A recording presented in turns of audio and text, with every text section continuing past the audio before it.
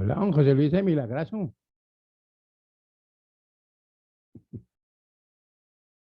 Buenas tardes, profe, ¿cómo está? ¿Cómo la ven? ¿Bien o no? Bien, sí, señor. ¿Qué le pasó el viernes? Écheme el chisme. Profe, es que el viernes me tocó presencial en la oficina y pues como ya se toca sin celular, sin nada, entonces no tuve cómo escribir, la verdad. Pero llegamos esta semana ya tengo horario hasta las 5:45, entonces puedo entrar a la clase normal. Ah, ok. Ah, bueno, no, espero que vamos a ver qué le pasó a a este ingeniero. No, profe, sí, ahí estamos bien. ¿Cómo va todo? Pues en términos generales, bien, ahí vamos también aguantándonos este testazo aquí, pero ahí, ¿qué se puede hacer, sí o no? Sí. Esperando a ver qué sucede y esperando a ver que se conecte mientras ya esperemos unos 2, 3 minuticos a ver más o si no arrancamos desde una acción. Ah, bueno, listo, profe, hágale. ¿Listo? Bueno, mi hermano. Así se conectan.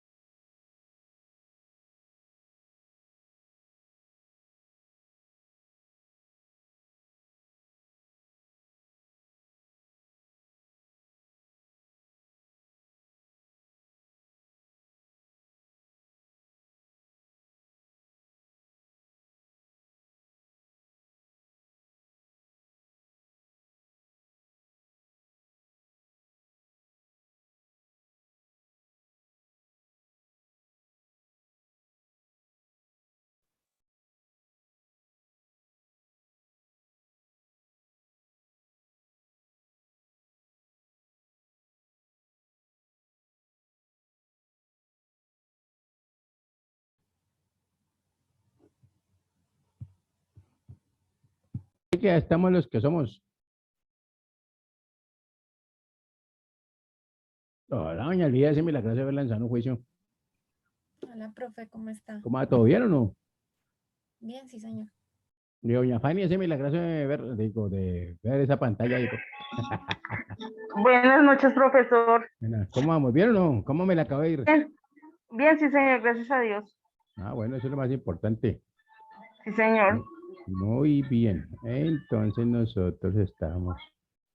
Ahí no avanzamos mucho el viernes para que no lloraran tanto, Señor, ¿cierto? 1 día quedamos, ¿no? Lida, Así es, profe. ¿cómo? ¿No me tomó nota? No, pero bendita. Menos mal que la puse de escudera para que me cuadre la espalda, pero bueno. Dejemos Profe, aquí. profe, le dije que sí. Ah, bueno. Fanny Judith, por ahí la vimos. Entonces, una vez pongámosle, quitémosle la falla aquí otra vez. presente, profesor. Muchas gracias. Lida Marina, está Hola, por aquí. profe. Buenas Gracias, buenas noches. José Luis y Javier. ¿Listo? Sí, señor, buenas noches, profe. Muchas buenas noches. Muy bien. Nosotros estuvimos hablando el viernes así como dice, muy chéverongo, ¿cierto? De todo lo que tenía, estábamos hablando ya de lo que es el hecho grabado. Y hablábamos de que fundamentalmente, ¿cierto? Eh, hablando del hecho grabado, pues nos fuimos a una conferencia muy interesante con el señor Diego Guevara, ¿cierto? Donde nos estaba ya estableciendo una de las cosas que ya habíamos visto. Entonces, y quedamos en 1:10. Toda la culpa es del IDA, si no es ahí. Vamos a ver, pero lo buscamos.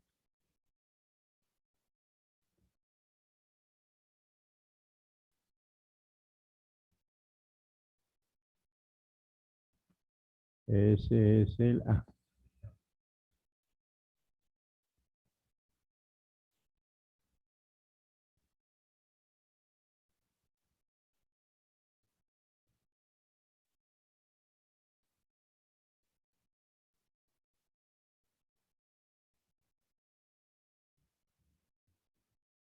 como el que le quedó pesado.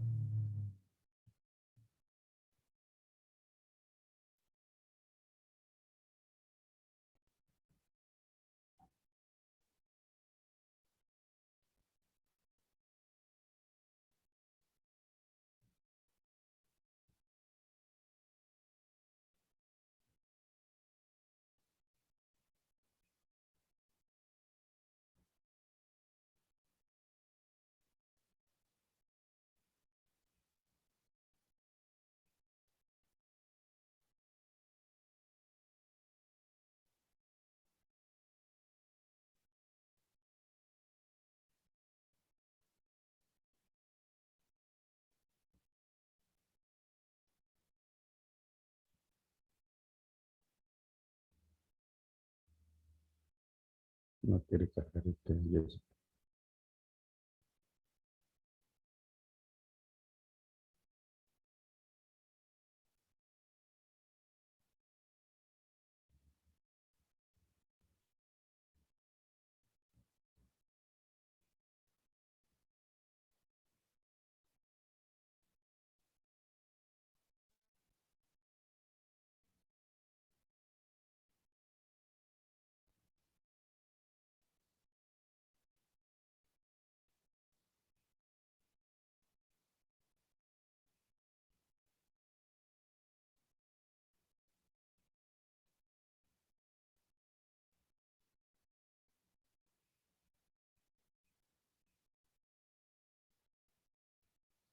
Detectó un problema. Ah, no, estamos de malas.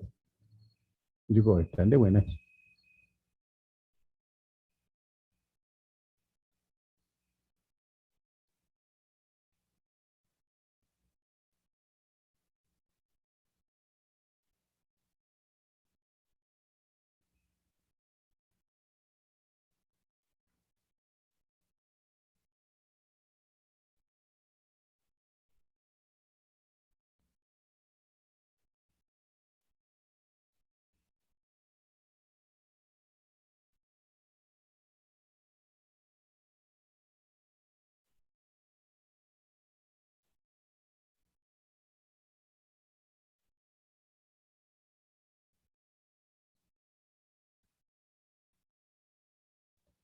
Qué cosa tan con que no quiere funcionar. ¿Sí me escuchan bien? Sí, señor. Perfecto. Sí, señor. Ok, pero que este está ahí como, tengo que ponerme en otro equipo, entonces está como medio. Pongamos aquí, ok,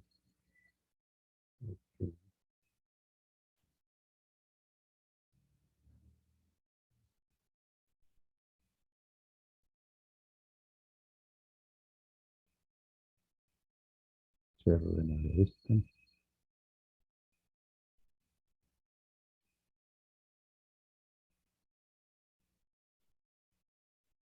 Ahora sí que queda muy bien.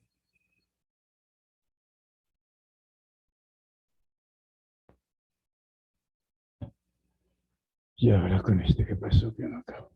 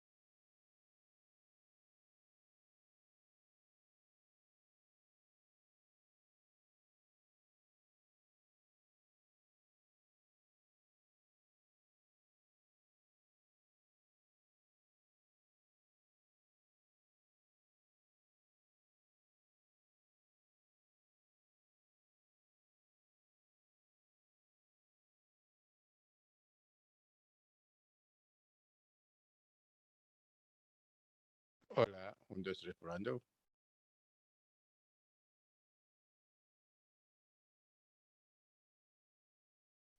¿Me escuchan bien? Sí, señor. No, bueno, espera que es que aquí tuve tocó cambiarme de equipo porque este otro se volvió loco. Tengo por acá.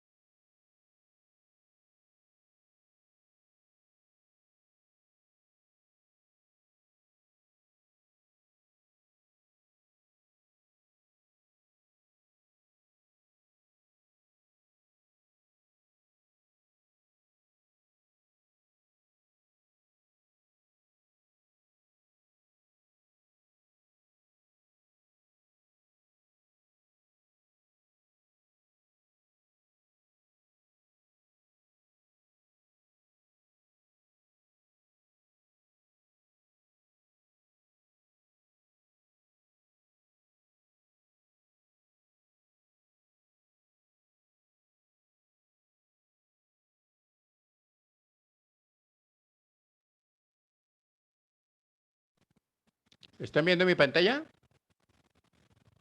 Sí, señor. Sí, profe, ya. Ok. Sí, señor. ¿Qué tal el sonido? Un momentico, miren lo que dice el artículo 91. Ubiquémoslo un momentico. Es cortico, pero es muy sustancioso. Muy sustancioso. ¿Estamos bien de sonido? No, profe. Pues, Ok. no, profe, ¿No sí se está bien. escucha? Ahí está bien el sonido. Ah, bueno, ok. Luego lo coloco y me dicen a ver. ¿Sí? Es como, ya saben en qué parte está el texto de la ley, ¿cierto? ¿Ahora sí? Busca la página 44 de ese material que es del solo texto de la ley. Es que Ahora sí, la sí, numeración señor. de las páginas no quedó continuada, entonces el ¿Todos solo texto de la escuchan ley bien? tiene su propia paginación. El Sí, solo señor. texto de la ley tiene su propia paginación. Lida, ¿te estoy escuchando bien? Yo sí, profe. Y doña Fanny, Yo estoy escuchando dos cosas al tiempo, profe. ¿No está diciendo algo de la paginación? Y señora, al ¿me profe sí lo decías? escucho bien. ¿Qué están Al, escuchando? al profesor lo escucho bien, pero está diciendo algo de la paginación.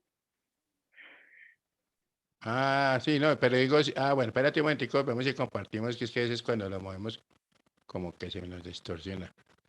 Entonces eso es lo que yo quiero ubicarlo ya para no molestarlos.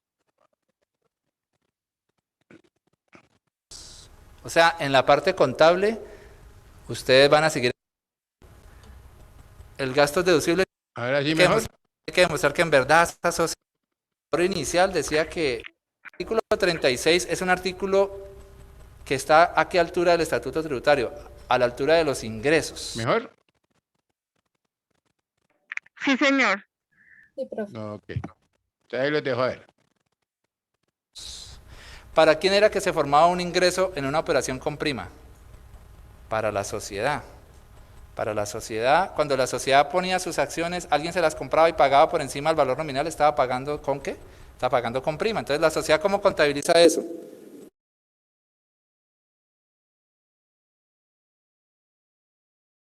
Capital social entra a la... ¿Hablamos como contadores?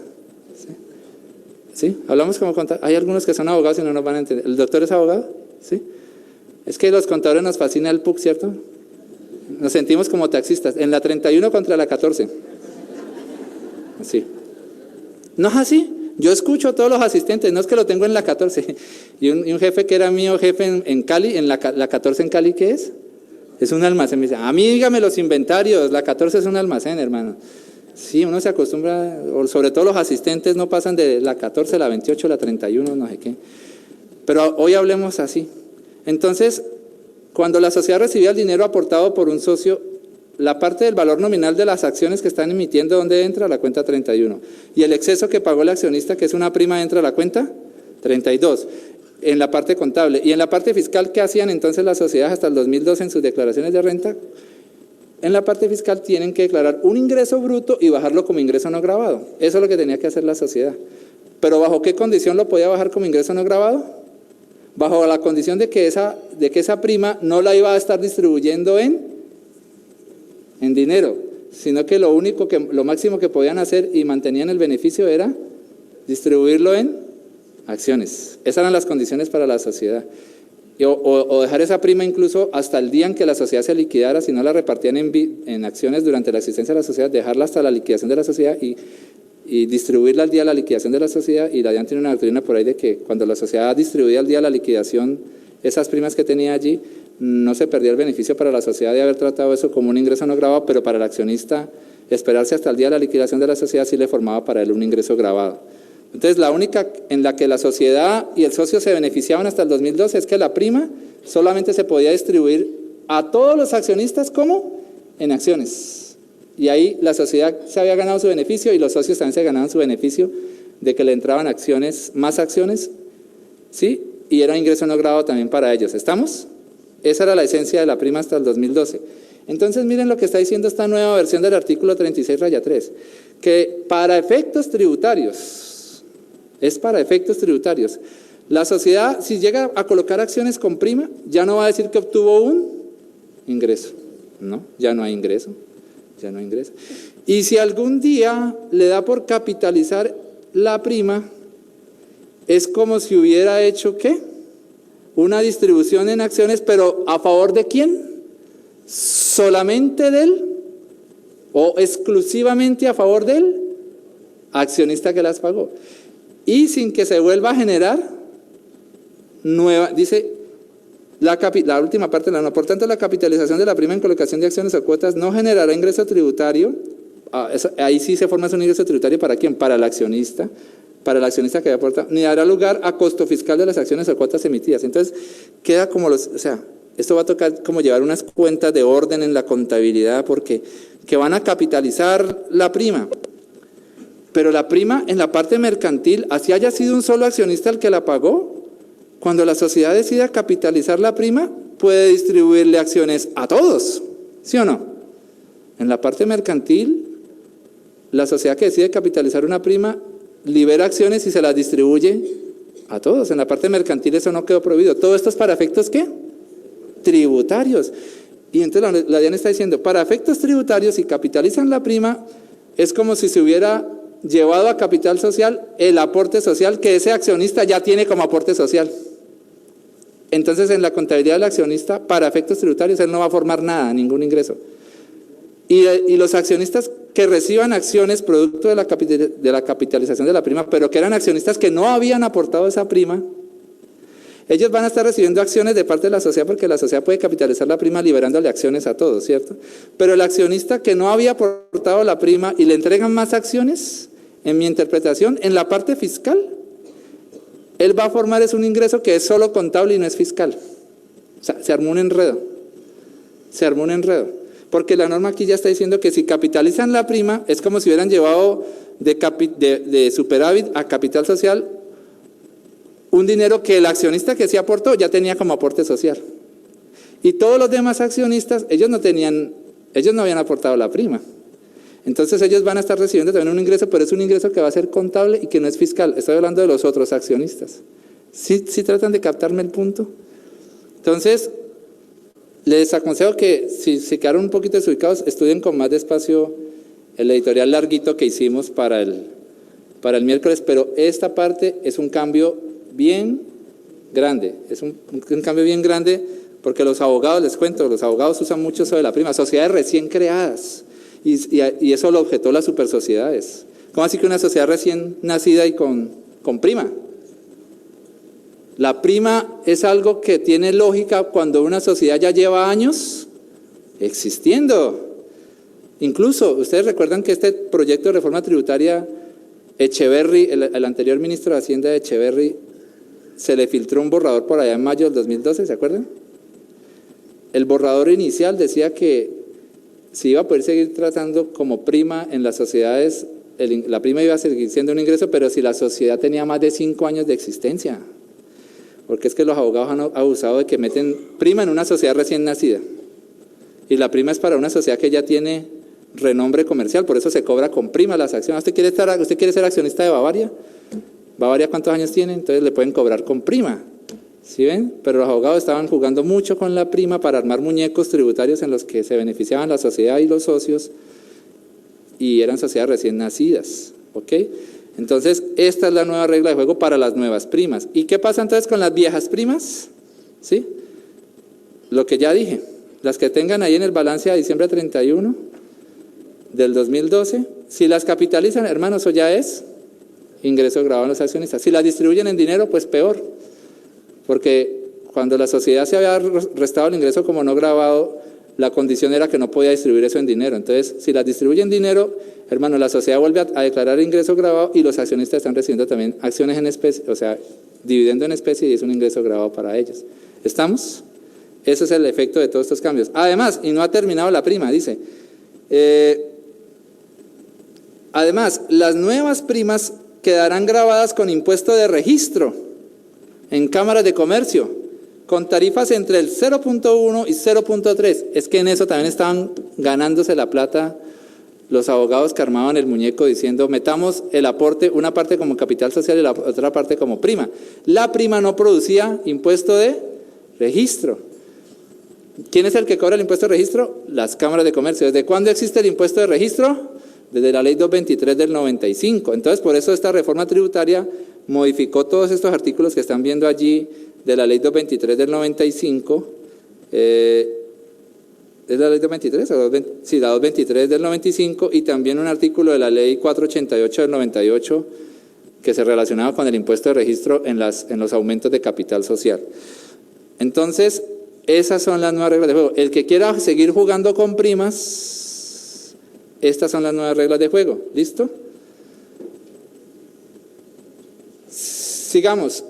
Y otra cosa con la prima, que lo que dice esta lámina.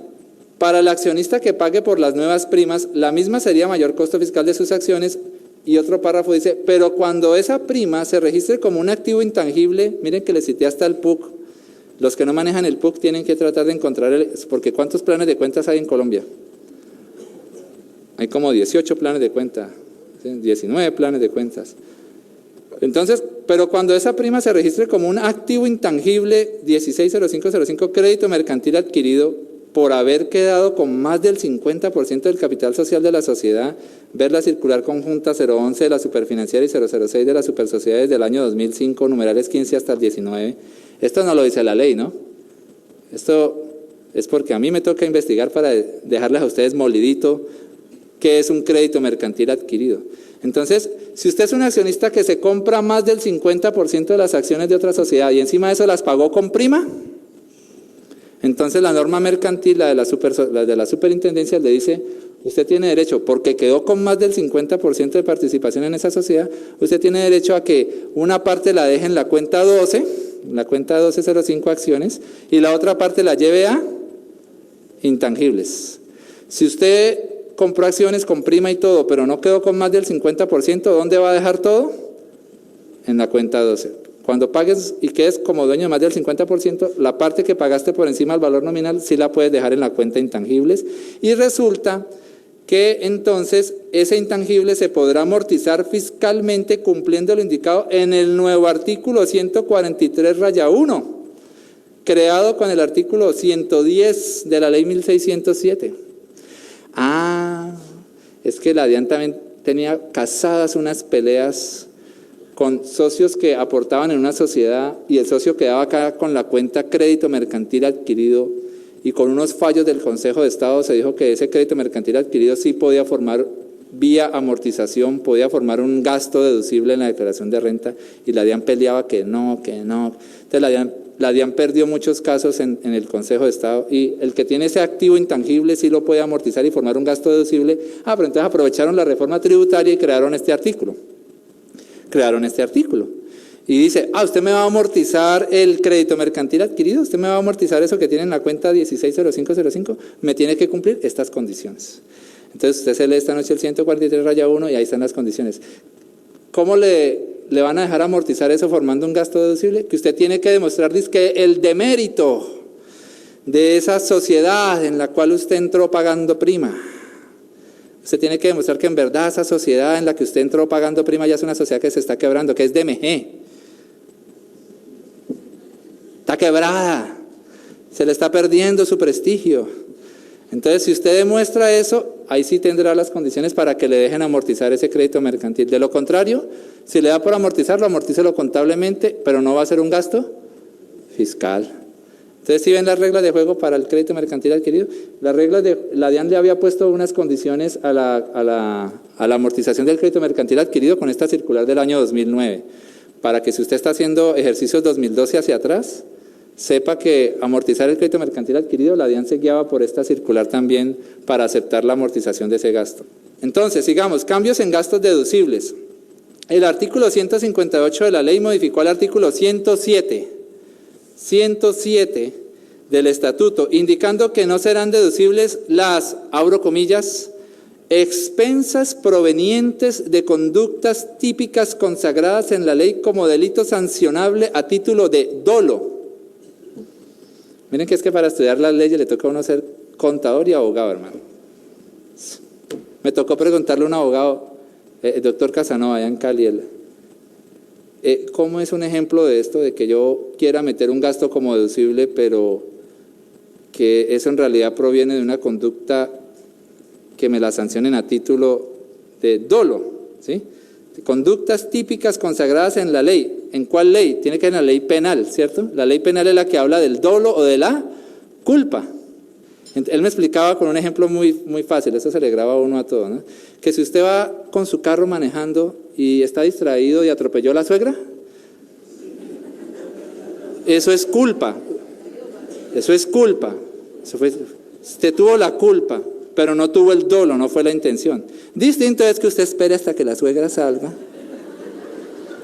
y acelera. Eso es dolo. Sí. Eso es dolo, eso ya es maldad, ¿sí entienden? Eso ya es maldad. Sí. Les cuento un chistecito sobre las suegras, es de un minuto.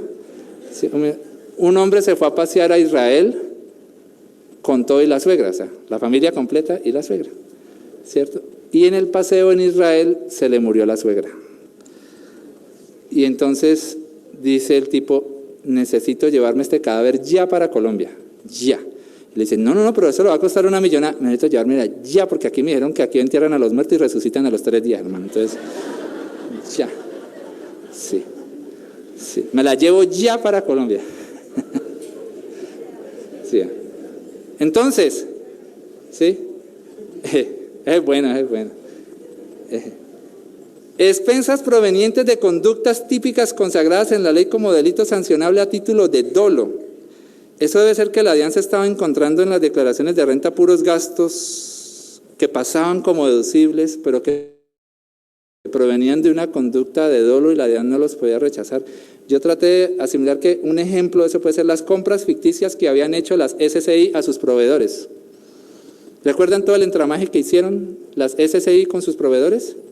Eran SCI de papel allá en Cúcuta, que yo te vendo, vos me compras, y el proveedor de la SCI, por decir que había hecho una venta a la SCI, dijo que había hecho era una exportación y le daba derecho a coger todos los costos y gastos y formar un IVA descontable, Todo eso a la final se le formó un enredo a la DIAN de que al proveedor de la SCI le devolvieron los saldos a favor en IVA y la DIAN salía a buscar al que había vendido al proveedor de la SCI y no encontraba quién era porque habían usado los RUS de puras sociedades inactivas y de personas inactivas y les habían metido como que les habían comprado a ellos y con ellos salió el IVA descontable.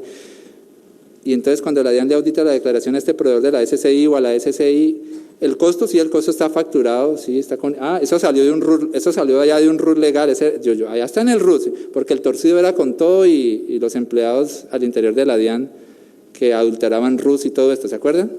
El torcido era bien grande, Entonces, ¿eso es un dolo? Totalmente. ¿Cómo era que ya la Blanca Llané, se llama, la cerebro de eso? Ya la mandaron a ella a la cárcel, a la mamá y al chofer. Y ella dijo en una entrevista de RCN, dijo, miren, para que vean, para que usted no se meta a hacer torcidos, aprenda. Ella está en la cárcel, la mamá también y el chofer también. Y los cabecillas del entramado, los dueños de las SCI, porque ella dice que son los dueños de las SCI con las que hicieron todo el torcido, esos están libres. Y que el día de la declaración de ella ante la fiscalía, o ante el juez, ella se echó toda la culpa porque la tenían amenazada por teléfono que si nombraba a otras personas, ella o los hijos. ¿Sí ven cómo es la mafia en Colombia entonces? Entonces no se meta de torcido. Siga ganando primero los 50,000 pesitos mejor. Entonces, sí. Porque el día que descubran el torcido, unos pagan y los otros quedan libres, hermano. Paga el más bobo, como se dice, ¿sí? Paga el más bobo. Ahí está. Entonces, pilas, esa experiencia ya es de la vida real. Eso ya va a dar para reality vamos a ver una novela de Caracol, El desfalco en la DIAN. ¿Sí? Se hicieron la de Pablo Escobar. ¿Sí? Entonces, el artículo 3 de la ley 1607, otro cambio, al modificar el artículo 126-1 del estatuto, estableció que cuando los empleadores actúen como patrocinadores, miren, artículo 126-1, ¿ese es el de qué? El de los aportes a los fondos de pensiones. Ese artículo tiene partes que afectan al empleador y tiene partes que afectan al trabajador. Aquí voy a mencionar la parte que afecta al empleador. La parte del trabajador la vamos a ver cuando miremos las personas naturales. Entonces, el artículo 126-1 del estatuto estableció que cuando los empleadores actúen como patrocinadores y tomen como gasto el aporte que realicen a los fondos de pensiones voluntarias de sus trabajadores, entonces solo pueden deducir hasta 3.800 VT anuales por cada trabajador. En el 2013 serían unos 102 millones de pesos. Hasta el 2012 no había ningún límite en este gasto. Entonces, ¿ustedes han visto que eso lo hacen muchas empresas? Que para meterle un gasto a la sociedad, dicen, le voy a mandar aporte al fondo de pensiones voluntarias de mi trabajador. ¿Y quién es el trabajador? El propio socio. No le mandan al trabajador estrella. No, usted muy bueno, chao, lleve su comisión. Es aporte al fondo de pensiones voluntarias de mi trabajador. ¿Y quién es el trabajador? El mismo gerente. Porque es socio de la sociedad. Entonces, ¿qué le pasaba a la contabilidad de la sociedad? Quedaba con un gasto. Y el trabajador quedaba con un ingreso, pero el ingreso siempre lo bajaba como no grabado porque no se pasaba del 30%. Entonces, a lo largo de todo el año, mande aportes. Entonces, le pusieron un coto. Empleador, ¿usted le quiere mandar aportes voluntarios al fondo de pensiones de algún trabajador? Entonces, por cada trabajador no me le vas a mandar más de 102 millones de pesos. Ya, en el año. Listo, buen límite, me parece razonable. Si usted ya quiere, si usted es el gerente de la empresa y se va a mandar a usted mismo aportes voluntarios y se va a mandar en el año más de 102 millones, el resto es no deducible, hermano. El resto es no deducible para la sociedad. ¿Está clara esa parte? Listo, sigamos. Los artículos 34 y 35 de la ley modificaron los artículos 108 y 114. 108 y 114 del estatuto para indicar que las sociedades y demás personas jurídicas, así está redactado, sí podrán seguir tomando como deducibles en el impuesto de renta los salarios de trabajadores de monto mensual no superior a 10 salarios mínimos, a pesar de que sobre ellos no se tengan que pagar todos los parafiscales ni todos los aportes a seguridad social. Ahí nos empezamos a adentrar un poquito en el CREE, ¿cierto? En el CREE, ahorita que lo miremos bien, dice que ¿quiénes son los que van a quedar sujetos al CREE y que a la vez se van a ahorrar los aportes de nómina? Las sociedades y demás personas jurídicas declarantes de renta. Ellas son las que se van a ahorrar los aportes de nómina y van a quedar sujetas al CREE. Pero hay un pedacito de las normas del CREE en el que dice que también si una persona natural es empleadora, y tiene más de 2 trabajadores, ¿sí? Tiene 2 o más trabajadores, que esa persona natural también, esa persona natural, ya lo vamos a ver bien allá, no va a tener que responder por el CREE, pero sí se va a ganar el ahorro de los aportes de nómina. Entonces, los que ya hemos empezado a estudiar los cambios de la ley, nos venimos al 108 y al 114 del estatuto, y quedó diciendo que las sociedades, no mencionó las personas naturales empleadoras con más de 2 trabajadores, no los mencionó. Entonces dice solo las sociedades y demás personas jurídicas van a poder seguir tratando como deducibles esos salarios sobre los cuales no van a estar pagando todos los aportes de nómina. Entonces el análisis es, y los empleadores, personas naturales con 2 o más trabajadores, que también se van a ahorrar los aportes de nómina sobre salarios inferiores a 10 salarios mínimos, ¿ellos entonces no van a poder meter ese salario como deducible? No, yo pienso que sí lo van a poder seguir metiendo como deducibles.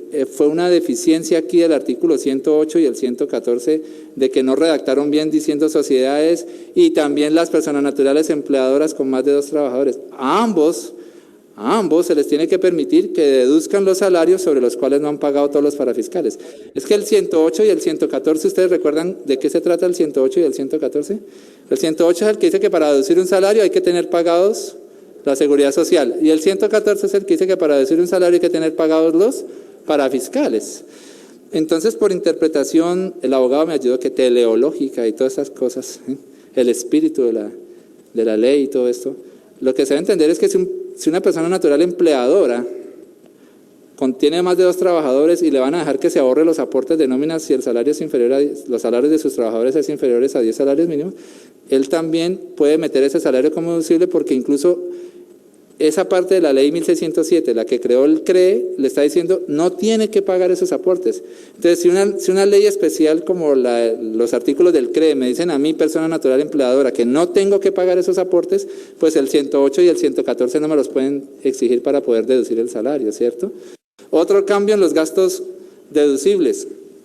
El artículo 109 de la ley agregó al estatuto tributario el nuevo artículo 118-1, indicando que en el caso de los contribuyentes diferentes a los inspeccionados o vigilados por Superfinanciera, ojo al dato, diferentes a los inspeccionados o vigilados por Superfinanciera, o diferentes a los ejecutores de proyectos de infraestructura de servicios públicos, los gastos deducibles por intereses, serán solo los que se causen o paguen sobre obligaciones financieras cuyo monto promedio durante el año no exceda el resultado de multiplicar por 3 el patrimonio líquido del año anterior. ¿Sí? Y tómese en cuenta que el artículo 198 de la ley derogó el artículo 287 del estatuto. ¿Saben qué decía el artículo 287 del estatuto? No. Saquen una hojita. Si no, no hay certificado allá al final. El artículo 287 decía que en el patrimonio fiscal no se aceptaban como pasivo fiscal, es un artículo que hablaba de los pasivos, no se aceptaban como pasivos fiscal los pasivos con las casas matrices en el exterior o con los vinculados en el exterior. Es que mi vinculado del exterior me prestó una platica. Listo. En el momento de hacer el patrimonio fiscal, si el pasivo existía diciembre 31, ese era pasivo contable y no era pasivo fiscal. Ahora borraron ese artículo del estatuto tributario. Entonces, ahora ese pasivo sí es pasivo. Ese pasivo sí es pasivo fiscal. Y si ahora sí va a ser pasivo fiscal, eso me va a hacer bajar ¿el qué? El patrimonio líquido. Entonces están viendo, y resulta que lo que ustedes están estudiando aquí es que las deudas que me produjeron intereses, para que los intereses sean deducibles, no pueden exceder ¿de qué? De 3 veces ese patrimonio líquido.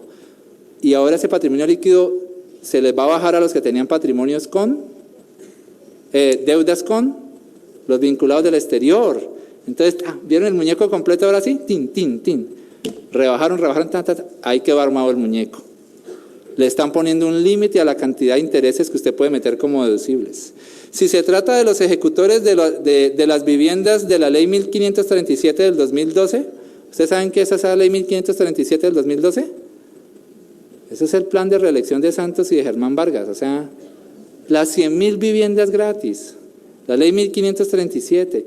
Ojo que esa ley en el artículo 61 o 63 estableció un beneficio tributario muy importante que aplica para este año 2013, porque la ley salió en el 2012, los cambios que traiga una ley en el 2012 pues también aplican para el 2013. En el artículo 61 o 63, si me falla la memoria, modificaron una norma, la ley 388 del 97, y dice que si usted le vende al Estado sus bienes raíces para proyectos como estos que son de interés social, construir las viviendas gratis, que si usted le vende su bien raíz al Estado, eso va a ser un ingreso no grabado para el vendedor. Entonces, si el Estado se le aparece por aquí en Medellín, necesito comprarle ese lote para poder construir aquí las 100.000 casitas, véndale tranquilo. Tiene que ser enajenación, negociación voluntaria, o sea, que el precio que le ponga el Estado, hermano. Pero es que se la van a dejar tomar como ingreso no grabado, hermano. O sea, usted echa lápiz, me pongo a pelear por 10 millones más y entonces eso me va a producir impuestos. O sea, eche lápiz. ¿Listo? Pero eso lo trajo la ley 1537, si usted vende bienes raíces para proyectos de interés social.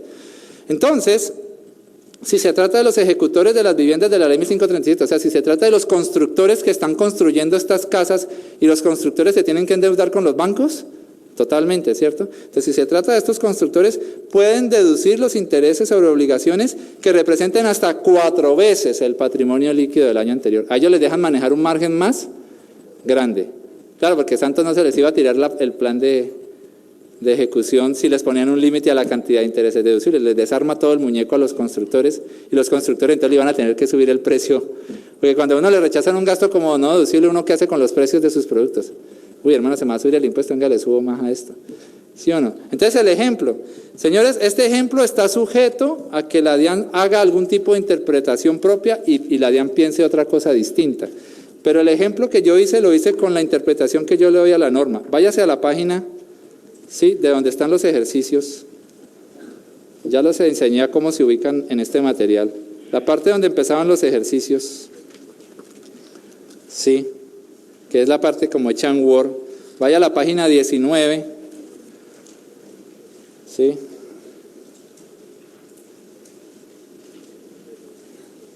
Vaya a la página 19.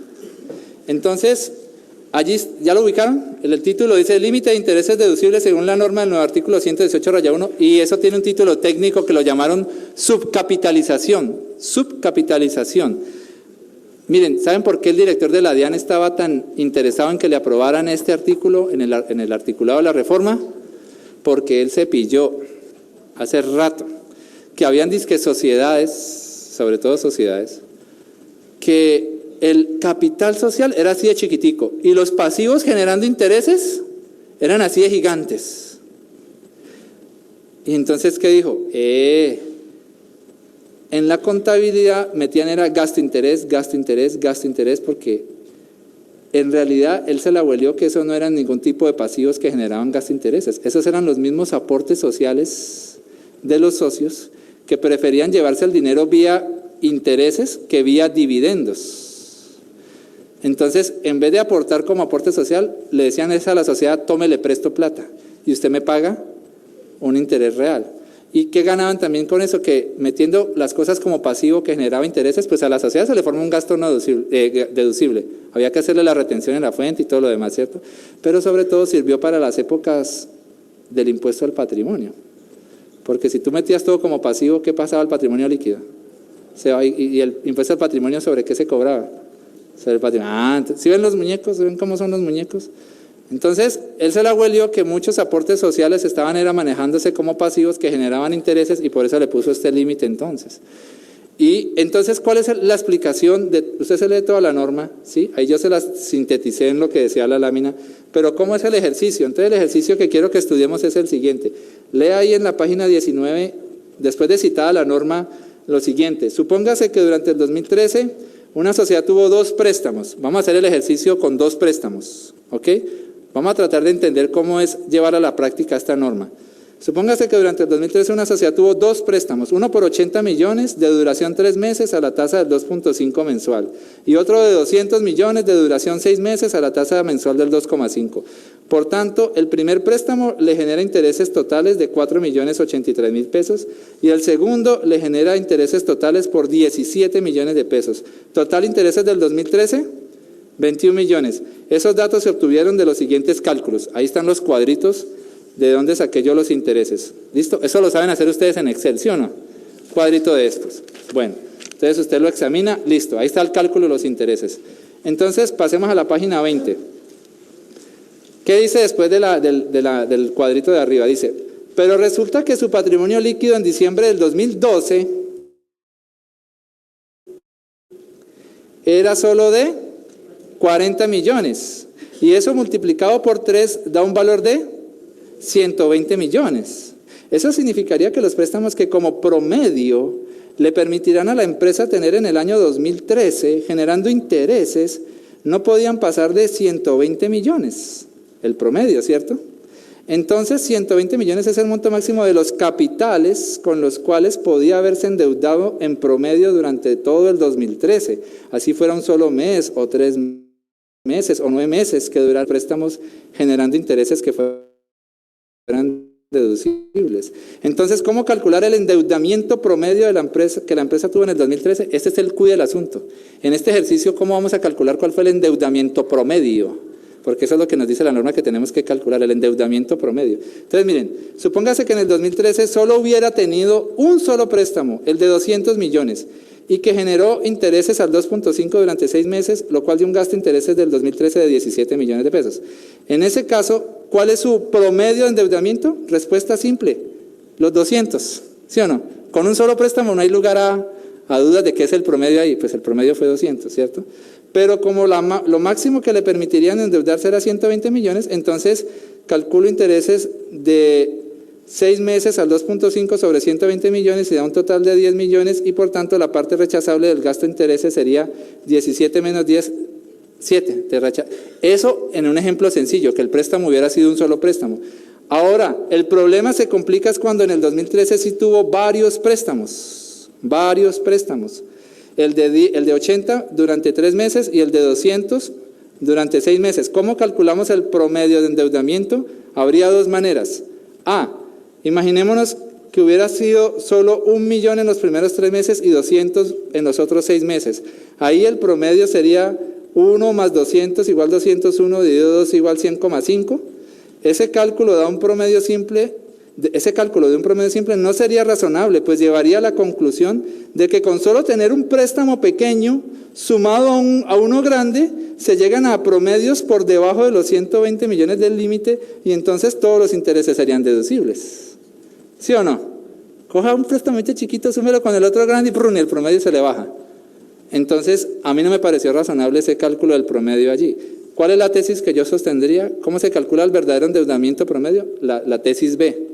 La B dice, en cambio, el otro procedimiento más acertado es el de establecer que si 80 millones generaron intereses durante 3 meses por 4 millones de pesos y los 200 millones generaron intereses durante 6 meses por 17 millones, entonces se toman los 4 millones más los 17 millones igual 21 millones y con el Excel se busca qué capital es el que durante 9 meses a la tasa del 2,5 generaría intereses totales de 21 millones. En ese caso, el Excel arroja el dato de que el capital que durante 9 meses genera esos intereses es un capital de 169 millones. ¿Sí lo ven? Y ahí está la sustentación. Lo hice con el Excel. Y un capital de 169 millones 570 a 9 meses con el 2,5. Allá ven la tabla, la suma de los intereses da 21 millones. ¿Sí o no? Sigamos. Ahora sí, puedo decir que el nivel de endeudamiento promedio de la empresa durante el 2013 fue 169 millones. Esos 169 millones obviamente exceden a los 120 millones permitidos. Entonces, la empresa sí se tiene que rechazar los intereses que pagó en exceso del promedio permitido. ¿Cómo se calcula ahora esa parte? Se toman 120 millones a la tasa del 2,5 mensual por 9 meses y con las fórmulas de Excel se ve que ese capital de 120 millones en 9 meses hubiera generado intereses de 15 millones. 15 millones.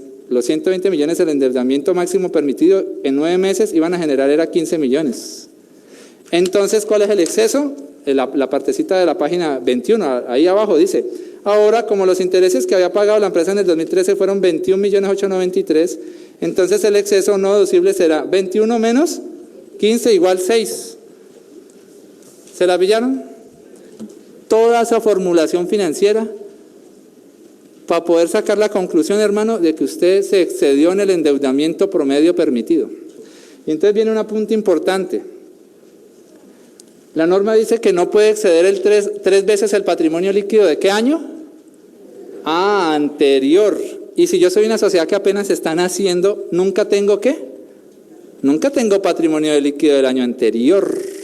Entonces, la tesis es, en el primer año no hay que buscar ningún límite. En el primer año no hay patrimonio líquido del año anterior, entonces no hay ningún límite, entonces dedúzcase todo. No, eso sería el descalabro, esa sería la otra tesis más dura. No, sencillamente, yo le pregunté al abogado, ¿cómo interpreta usted? No, hermano, si no hay patrimonio líquido porque usted apenas está naciendo, ¿sí? Y pongamos la más extrema, supongamos que si estoy en el tercer año de existencia, ¿tengo patrimonio líquido del año anterior? Sí, y si ese patrimonio líquido del año anterior es negativo. Ahí sí 3 por 0 da 0. Entonces no, ahí sí no es deducible nada, hermano. Pero entonces, al menos en el primer año, yo sostengo la tesis de que como no hay patrimonio líquido año anterior, ahora, por eso les digo, esto es una tesis que va a estar sujeta a interpretación de la DIAN, porque es un artículo totalmente nuevo. Entonces, en nuestro primer año no tenemos patrimonio líquido, ¿nos podemos deducir todo? Yo diría que sí. Que no, el abogado me ayudó a interpretar, ahí tendríamos que decir que sí se puede decir todo porque no existe ese patrimonio líquido del año anterior, no existe. En los demás años, si el patrimonio del año anterior es negativo, ahí sí existe y es negativo, hermano. O sea, ahí sí existe y es negativo, multiplique, 3 por 0 le da 0. Todos los intereses que haya pagado, hermano, no son deducibles. ¿Listo? ¿Cambio importantísimo? Sí. Eso implica planear la tributación de la empresa desde el comienzo del año, hermano. ¿Nos vamos a endeudar? Sí. ¿Nos va a dar cuánto de interés deducible? Depende del patrimonio líquido del año anterior. ¿Listo? Cambio súper importante. Sigamos. Más cambios en los gastos deducibles. El artículo 159 de la ley modificó el 134. Ya casi llegamos al CREE. ¿Sí? El artículo 159 de la ley modificó el 134 del estatuto agregándole un parágrafo que dispone, está citado textualmente, para los casos en los que se opte por utilizar el sistema de depreciación de reducción de saldos, no se admitirá un valor residual o valor de salvamento inferior al 10% del costo del activo y no será admisible la aplicación de los turnos adicionales establecidos en el artículo 140 del estatuto. Entonces, señores, ¿ustedes se acuerdan de cómo es la fórmula para calcular la tasa anual de depreciación con el sistema de reducción de saldos? Es la fórmula que están viendo allí. Tasa anual es igual a 1 menos N son los años de vida útil del activo, N está en el radical, y el radical abarca al resultado de valor de salvamento sobre costo inicial del activo. Valor de salvamento sobre costo inicial del activo. Entonces, ¿qué pasaba hasta el 2012? Que la norma no me ponía un límite mínimo en cuanto al valor de salvamento. Y si usted es muy matemático, ¿qué pasa si al BS le pone un 1% del activo o un 2% del activo? El resultado de la fórmula es que la tasa anual es más grande. Pero si ahora me dicen que al BS, al valor de salvamento, le tengo que poner por lo menos el 10% del costo del activo, la fórmula ya le da un porcentaje de depreciación más pequeño. O sea que están limitando el monto de la depreciación anual que se puede calcular con el sistema de reducción de saldos. Están limitando el monto de la depreciación anual que se puede calcular con el sistema de reducción de saldos, porque estaban bajando muy rápido los impuestos de las empresas si el valor de salvamento como mínimo siempre tiene que ser un 1 hasta el 2012, porque si no la fórmula daba errores, tenías que poner un 1 por lo menos. Entonces la gente ponía valores chiquitos de salvamento y la tasa anual de depreciación daba grande. ¿Listo? Entonces se formaba un gasto de depreciación fiscal grande. Ahora no, ahora ese BS en la fórmula tiene que ser mínimo el 10% del valor del activo. Y tomar en cuenta, entonces, ¿qué dice el artículo 140? Está citado acá abajo, el artículo 140 es el que dice que si el activo se usa más de 8 horas, entonces por cada 8 horas adicionales se aumenta la cuota de depreciación en un 25% proporcional por fracción. Entonces, ¿qué pasó con ese 140? Que si usted va a usar el sistema de depreciación de reducción de saldos, dice que al mismo tiempo no va a poder mezclarlo con el 140, hermano. O sea, es que le sacaban el superjugo a la depreciación. Le estaban sacando el superjugo mezclando 134 más 140. Entonces, no, si optas por la reducción de saldos, no puedes al mismo tiempo incrementarlo con lo que dice el 140. ¿Listo? Y el artículo 130 que estoy diciendo allí que el artículo 130, ¿ustedes recuerdan lo que dice el artículo 130? ¿Sí? No. Otra hojita. Sí. Artículo 130 es el que dice que cuando en una contabilidad se haya usado en la parte fiscal el sistema de reducción de saldos, y eso obviamente ayudó a rebajar la utilidad fiscal, pero la utilidad contable se dispara, que entonces una parte de la utilidad contable después de impuestos se tiene que llevar a una reserva, porque la utilidad contable quedó grande y la utilidad fiscal quedó chiquita, ¿sí o no? La utilidad fiscal quedó chiquita es porque la depreciación por reducción de saldos es así de grande, mientras que en la contabilidad la depreciación la hacen por línea recta y la depreciación es chiquita. ¿Qué le pasa a la utilidad contable? Es más grande que la utilidad fiscal. Ese exceso de la utilidad contable sobre la fiscal, una parte, creo que es el 70%, hay que llevarla a una reserva del artículo 130. Entonces, esa parte sigue igual. Lo del artículo 130 de que haya que manejar esa reserva sigue igual. Hay que seguir manejando la reserva. Seguimos. El artículo 99 de la ley 1607 creó el nuevo artículo 356-1, que establece lo siguiente. Artículo 356-1, remuneración, cargos directivos, contribuyentes, régimen especial. El presupuesto, régimen especial, ¿no? Las que tributan al 20. El presupuesto destinado a remunerar, retribuir o financiar cualquier erogación en dinero o en especie por nómina, contratación o comisión a las personas que ejercen cargos directivos y gerenciales de las entidades contribuyentes de que trata el artículo 19 de este estatuto, no podrá exceder del 30% del gasto total anual de la respectiva entidad. Entonces, miren, con todos esos casos extremos y todo, le están poniendo un límite a todas las entidades del régimen tributario especial. A mí la duda es si esto le aplica también a las cooperativas.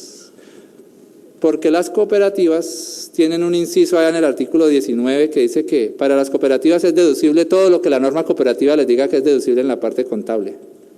O sea, porque las cooperativas es como si tuvieran corona, ¿sí o no? Las cooperativas tienen corona frente al impuesto de renta. Entonces, las otras entidades del artículo 19, las del numeral 1 al numeral 3, que son entidades sin ánimo de lucro, fundaciones, corporaciones, asociaciones, son 3 numerales, las cooperativas están en el 4º numeral. Yo diría que esto va dirigido a las de los 3 primeros numerales del artículo 19, que si van a meter gastos deducibles por pagarle a los gerentes de la fundación, el gasto es deducible si no se pasa del 30% del gasto total anual de la entidad sin ánimo de lucro. ¿Listo? Sí. Entonces le pusieron un límite a la cantidad de dineros porque pareciera ser que entonces es el gasto más representativo de las entidades sin ánimo de lucro. Los sueldos, mire, sueldos, honorarios o cualquier forma de pago que le quieran hacer quedó limitado. Entonces, ¿qué acabamos de decir ahorita de las copropiedades mixtas o comerciales? Que ellas entraron al universo de esto, del régimen tributario especial, ¿sí o no? Entonces, ahí empiezan los que trabajan con las copropiedades, no van a poder remunerar, lo pueden hacer contablemente, pero en la parte fiscal les va a formar un gasto no deducible lo que se pase si el gerente lleva más del 30%. ¿Listo? Si se lleva más del 30%. Y el veneno que hay cuando en una entidad del régimen tributario especial un gasto es no deducible, ¿cuál es? Que la parte de los gastos no deducibles sí produce impuesto. Entonces, armen el muñeco. Siguiente parte de la misma lámina habla de otra deducción. El artículo 195 de la ley 1607 modificó el artículo 16 de la ley 814 del 2003 para aumentar de 125% a 165% el monto de la deducción especial fiscal cuando se realizan inversiones en o donaciones a los proyectos de cine nacional. Cine. Hermano, hay que seguir haciendo más películas. Hay que hacer el paseo 3. El 4, el 5. ¿Sí?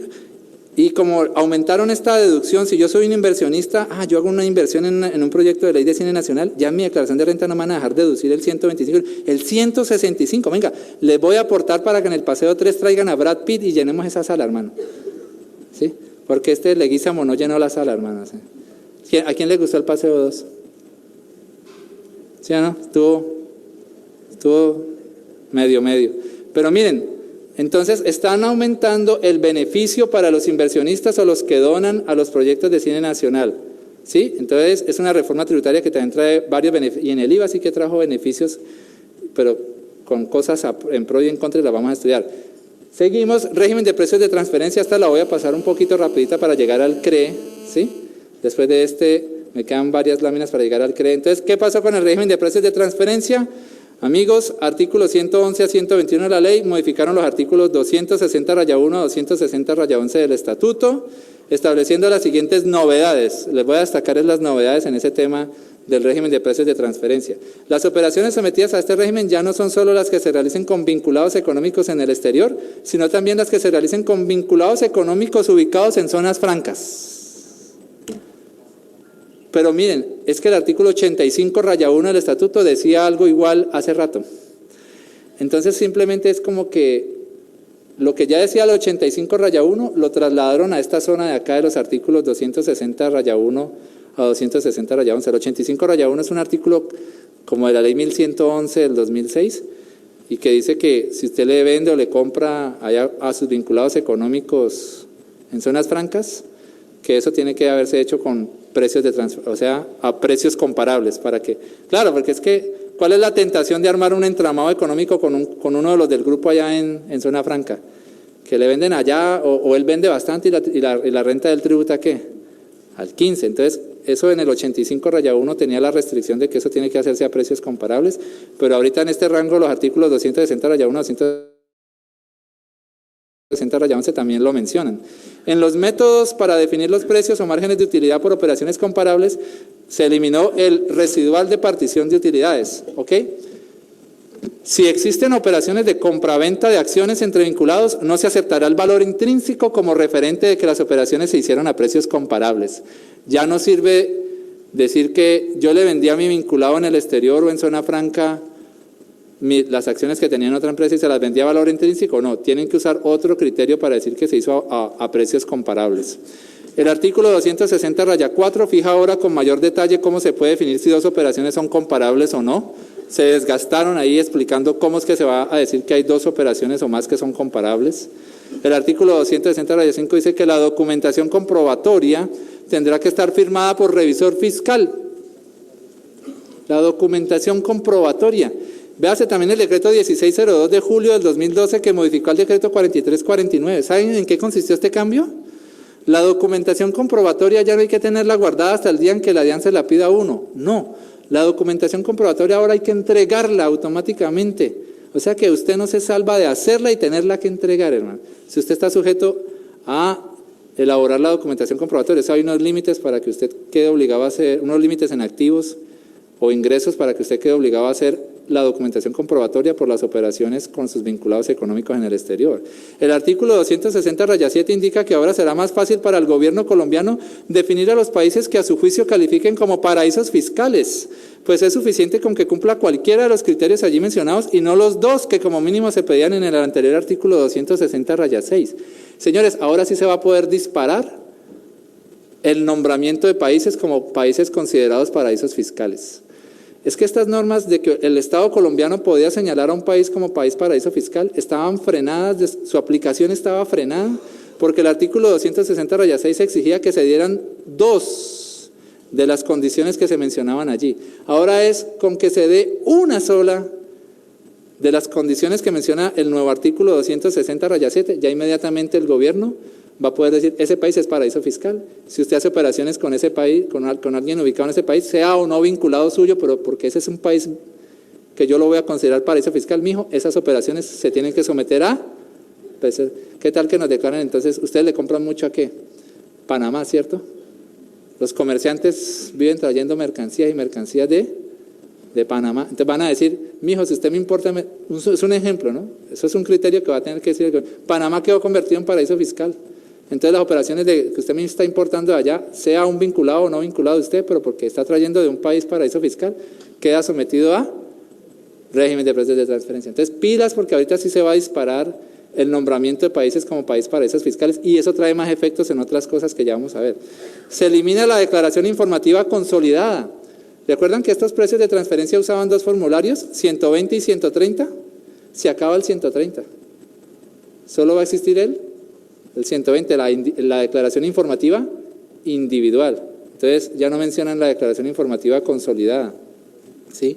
Se reducen las sanciones aplicables a la documentación comprobatoria y a la declaración informativa individual. Les redujeron las sanciones. Es un artículo larguísimo, pero para que usted sepa cómo le van a castigar con sanciones. ¿Esto cuándo genera sanciones? Cuando usted no presenta oportunamente las declaraciones informativas, la que quedó que sí se tiene que presentar, la individual. Cuando usted no la presente o la presenta extemporáneamente, eso es lo que, o si la corrige. Entonces, si no la presenta o si la presenta extemporáneamente o si la corrige, tiene una serie de sanciones y eso lo modificaron otra vez. La idea es que son sanciones más suaves, pero es un artículo larguísimo que hay que leer, artículo 260-11. ¿Listo? Novedades en materia de rentas exentas. Miren, rentas exentas, el artículo 161 de la ley realizó una modificación tácita. Me toca mencionar esto porque esto hasta luego se relaciona con el CRE. Pilas y verás. El artículo 161 de la ley realiza una modificación tácita al 207-2, pues se extiende por otros 5 años más, 2013 a 2017, el beneficio de rentas exentas para las actividades del numeral 8 de ese artículo 207-2, o sea, para los que estén produciendo nuevo software nacional. Eso se acababa en el 2012. El beneficio del numeral 8 del artículo 207-2 se acababa en el 2012. Entonces, ¿qué hicieron? Lo alargaron 5 años más. Y ahí dice, ese beneficio terminaba en el 2012, junto con los del numeral 7, rentas para arrendadores de leasing habitacional, y el numeral 9, rentas de los fideicomisos que vendan bienes raíces para proyectos de interés público. Lo del numeral 7 y lo del numeral 9 sí se murió. Entonces, lo del numeral 7 y lo del numeral 9 del 207-2 existió hasta el año 2012. Esos dos beneficios ya no se extienden más. El que extendieron, ¿cuál fue? El del numeral 8. Y los de los otros numerales también siguen por unos añitos más, porque los únicos que se morían en el 2012 eran el 7, el 8 y el 9, le alargaron el beneficio al 8. Y el artículo 162 de la ley le agregó al mismo artículo 207-2 otro numeral, para que sean exentas las rentas por intereses que se ganan los fondos de pensiones y cesantías en unas reservas donde deben colocar sus recursos. Además, todas las rentas exentas, todas las rentas exentas del artículo 207-2 que sigan vigentes, sí se podrán restar en la base del impuesto a la equidad, al menos durante los años 2013 a 2017. Las rentas exentas del artículo 207-2 que sigan vigentes sí se van a poder restar al menos entre los años 2013 a 2017. Porque es que vamos a ver que la base del CRE acepta meter unas rentas exentas, pero no todas. Acepta meter unas rentas exentas, pero no todas. ¿Listo? Otro cambio con las rentas exentas, el artículo 150 de la ley, que ya fue reglamentado, primera reglamentación de la ley 1607. El artículo 150 de la ley 1607, que ya fue reglamentado con el decreto 2763 de diciembre de 28, estableció que durante los años 2013 a 2017 serán exentas del impuesto de renta y de ganancia ocasional, pero no exentas del CRE, las rentas ordinarias o por venta de activos fijos poseídos por más de 2 años que obtengan las nuevas empresas de persona jurídica nacional o extranjera o de persona natural residente o no residente que se instalen en el territorio de San Andrés, Providencia y Santa Catalina. Hay que ir hasta a montar el negocio allá, hermano. Allá no hay IVA tampoco, hermano. Allá eso se vende, ¿sí? ¿Cómo era que allá le venden a uno un televisor por 100.000 pesos, pero cuando llegas aquí te dura 3 meses? ¿Listo? Entonces, beneficio para nuevas empresas de persona natural o jurídica que se instalen en... Es que esta reforma tributaria le dio para todo, hasta para ayudar a San Andrés. Esta fue la ayudita. Entonces, ¿cuáles son los requisitos para las nuevas empresas que se instalen allá? Los requisitos son inscribirse en Cámara de Comercio de esos territorios, en el RUT de la DIAN y llevar a cabo la totalidad de sus operaciones solo en ese territorio. No es que van a ir a montar sucursales, no. Nueva y que funcione solo allá, nueva. Y que funcione solo allá. En el año de inicio y antes de diciembre 31 deben llevar a la DIAN los documentos del artículo 6 del decreto 2763. Miren, el beneficio es para disfrutarlo solo entre el 2013 y el 2017. Si usted va y monta el negocio en San Andrés en el 2017, pues el 2017 fue el último año, hermano. Así que los que se quieren aprovechar de esto, ¿cuándo tienen que ir? Ya, hermano, ya, para que se alcancen a disfrutar sus 5 años de beneficio, ¿listo? Entonces, en el año en que inicien operaciones deben llevar a la DIAN antes de diciembre 31 los documentos del artículo 6. ¿Esto a qué les suena? ¿Se acuerdan al decreto 4910 de las pequeñas empresas? Casi que calcaron, casi. Pero este beneficio de las nuevas empresas en San Andrés no es igual al de las pequeñas empresas de la ley 1429. Sigamos un momentico. Entonces, llevar los documentos del artículo 6 del decreto 2763. Ese artículo tiene un parágrafo. Si vinieron los amigos de la DIAN, que tomen nota. Ese artículo tiene un parágrafo ilógico, pues dice que las que inicien en el 2013 deben llevar esos papeles antes de marzo 31 del 2013. Eso yo creo que el tanto copy-paste. Y a las carreras en diciembre 28, porque iban a celebrar el fin del mundo, ¿está? Se les fue eso así, pero eso no tiene lógica. Las que estén naciendo en este 2013, también hasta diciembre 31 del 2013, oportunidad de llevar los papeles. Y luego, antes de marzo 31, siguiente al año en que se va a tomar el beneficio de renta exenta, llevar los documentos del artículo 7 del decreto 2763. ¿Sí? Se va cerrando cada uno de los años en que se va a sacar el beneficio, entonces antes de marzo 31 siguiente, llevar los documentos del artículo 7 de la DIAN. Sigo. Otro requisito, llevar contabilidad en la que se discriminen los ingresos que sí tienen beneficio con sus respectivos costos y gastos y los demás ingresos que no tienen beneficio. Se dedicarán a alguna o varias de las siguientes actividades. Solo se pueden ir a San Andrés a esto, no se pueden ir a traquetear, no. Sí. Servicios turísticos, producción agropecuaria, piscícola, maricultura, mantenimiento y reparación de naves, salud, procesamiento de datos, call center, corretaje en servicios financieros, programas de desarrollo tecnológico aprobados por Colciencias, educación y maquila. Hasta ahí. Mire a ver si esos negocios le pintan bien a usted y se va para San Andrés y monta eso allá. ¿Listo? C. Al iniciar, contratarán laboralmente en forma directa y sin usar empresas temporales de empleo un mínimo de 20 raizales. ¿Qué son raizales? Esos que hablan, mucho usted no los va a poder dirigir. Venga temprano. No va a poder. 20 raizales o 50 si es para actividades financieras. ¿Ya? Vamos a ver puros negritos de trenzas allá en el banco atendiendo. ¿Listo? Y cada año aumentarán la planta de personal en un 10%. Eso sí.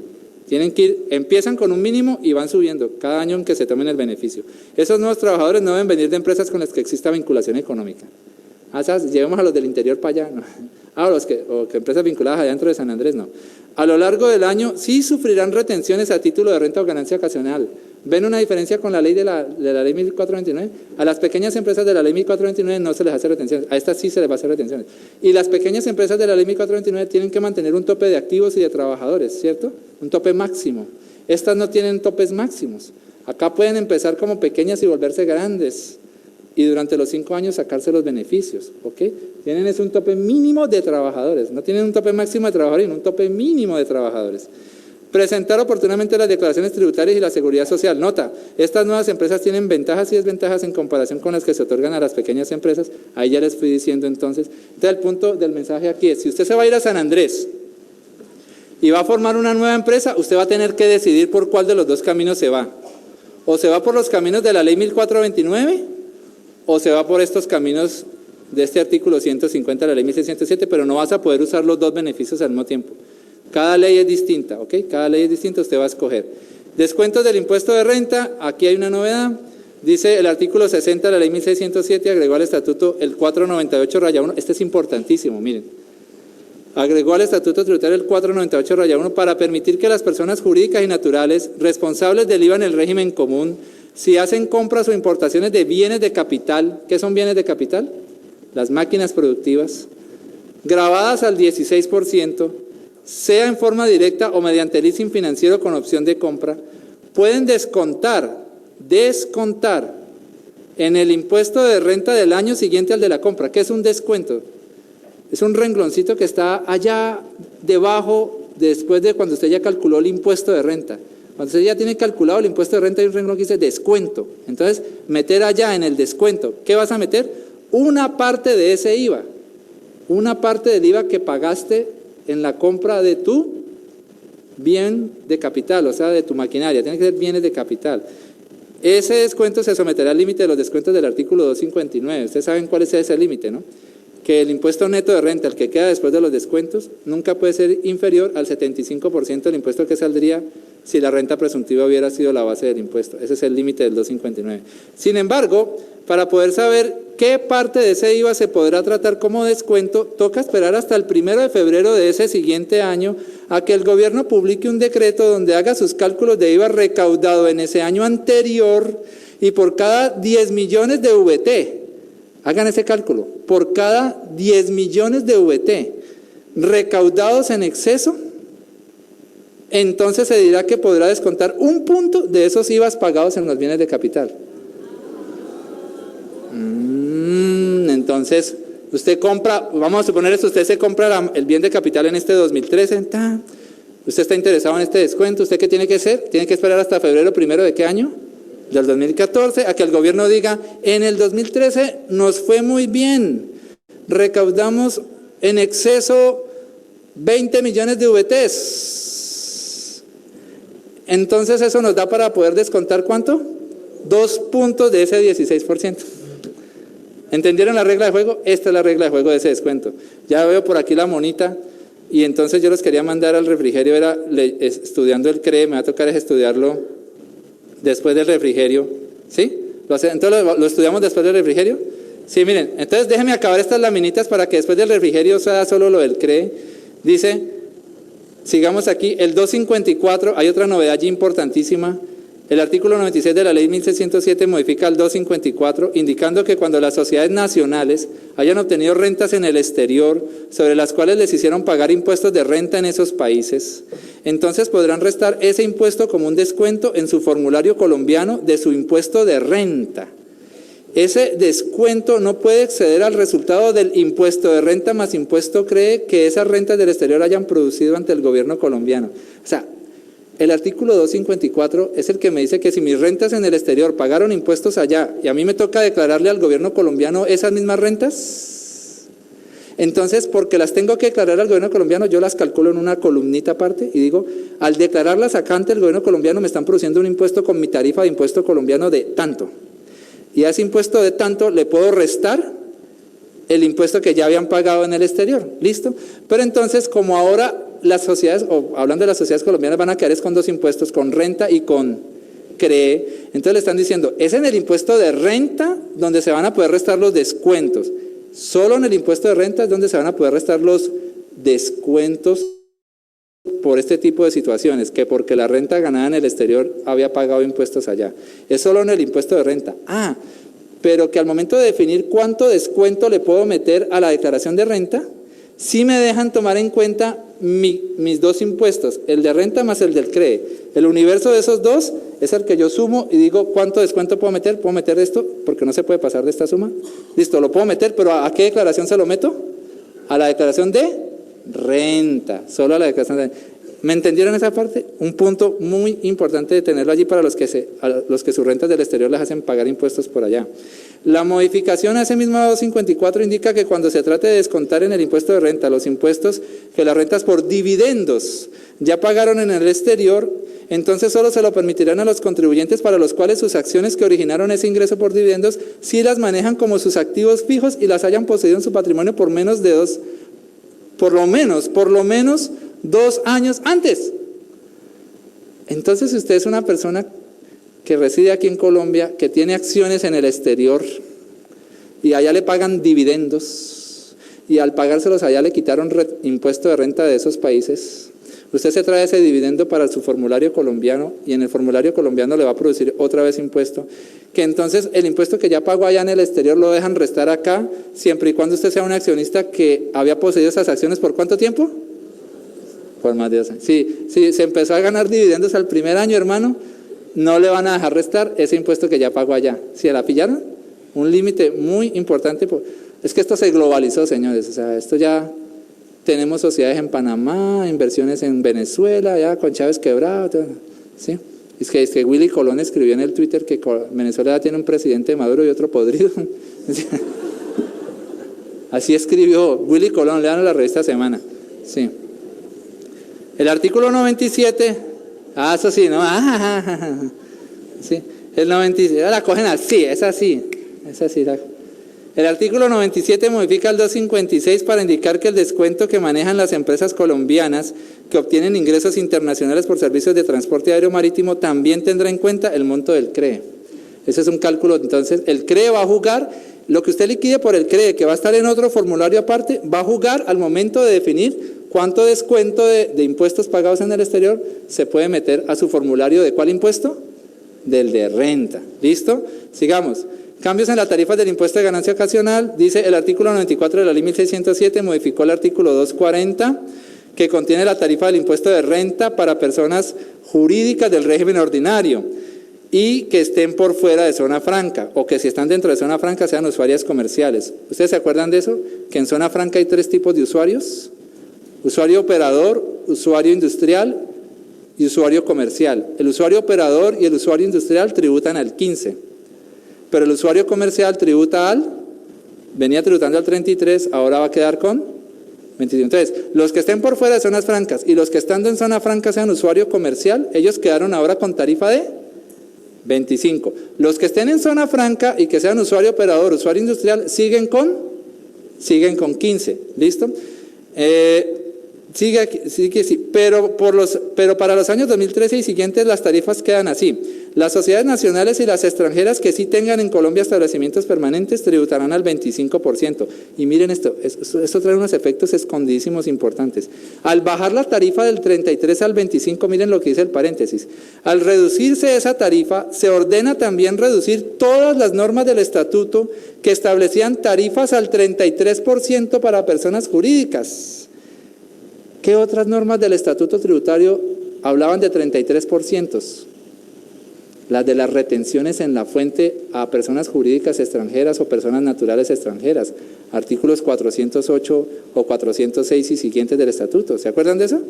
Si yo le pago un honorario a un extranjero no residente que se ganó el ingreso aquí, yo le puedo terminar haciendo retención del 33%.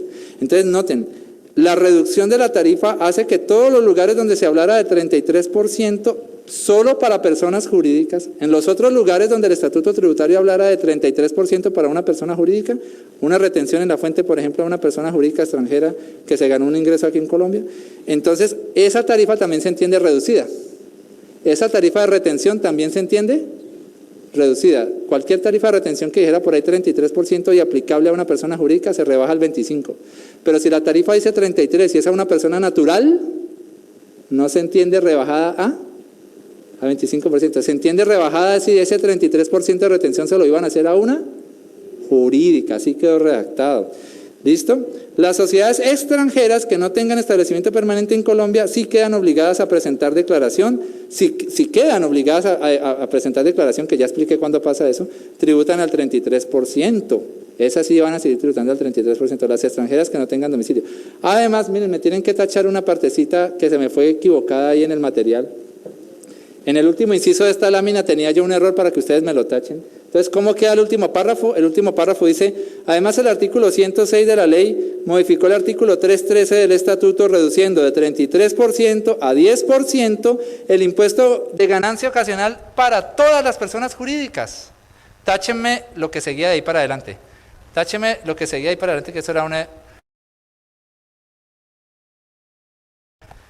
un estudio equivocado de la norma, entonces tácheme la parte que seguía ahí. ¿Listo? Eso que no alcance a quedar en el diario oficial. ¿Listo? Ustedes son los congresistas, tachen eso ahí. Entonces, el párrafo termina así. Reducen de 33% a 10% el impuesto ¿de qué? De ganancia ocasional. Miren, eso es una ventajísima impresionante, sobre todo para las sociedades en liquidación.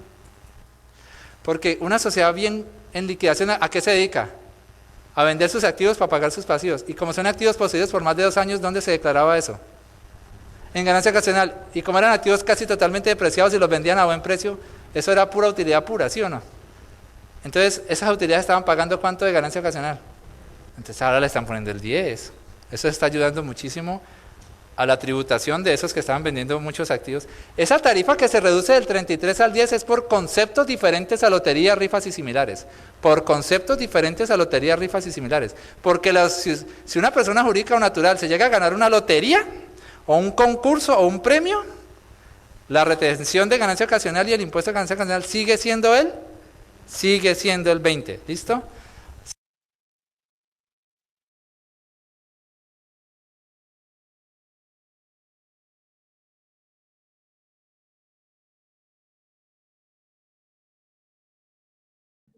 Profe, no lo escuchó. No lo escuchó. A ver, acá está. ¿Cómo vieron el hecho grabado? ¿Fácil o difícil? De todas Difícil. maneras, ahí sí, a Guevara hay que admirarlo porque él lee mucho, ¿cierto? De todas maneras, siempre cuando uno está en los seminarios, alguna cosa le manda para la DIAN para que revise porque también observe que, recuerde que habló de Carrasquilla en esto que estamos hablando del 2012 y este año tuvimos problemas otra vez con el señor, ¿no? Entonces la idea de todas maneras, ese hecho grabado es mirar eso. Entonces vamos a mirar, ahí los dejo descansar un poquito de esta parte y miremos entonces ahora sí nosotros, ¿cierto? Nosotros alcanzamos a hablar, ¿cierto? Y decíamos que básicamente, ¿cierto? Ese hecho grabado, digamos, se origina es cuando, ¿qué? Por las diferentes transacciones o diferentes actividades que yo ejecute, ¿cierto? Que básicamente está consagrado en hechos económicos que se presentan, ¿cierto? En el desarrollo de cualquier actividad. Entonces decíamos que era obtener ingresos, celebrar contratos, importar, exportar, etcétera. ¿Listo? También hablábamos que definitivamente el hecho grabado, pues la función principal se centra en la renta, ¿correcto? Y decíamos que la idea es básicamente como sacar parte de ese patrimonio también hacia digamos, hacia el Estado, ¿no? Entonces, y decíamos que cuando se centra en la renta del hecho grabado, básicamente debemos considerar unas fases. Y creo que hablamos de la primera, que era cuando la renta se percibe. ¿Sí? ¿Dejamos ahí o no? Sí, señor, ahí quedamos. Cierto, dijimos, cuando la renta se percibe. Entonces, cuando la renta se percibe, fíjese que ahí decimos 2 puntos. Se tienen las diferentes modalidades del impuesto. Se tienen las diferentes modalidades del impuesto. Y entre paréntesis colocamos impuesto a la renta y complementarios, coma, impuesto al patrimonio, coma, entre otros.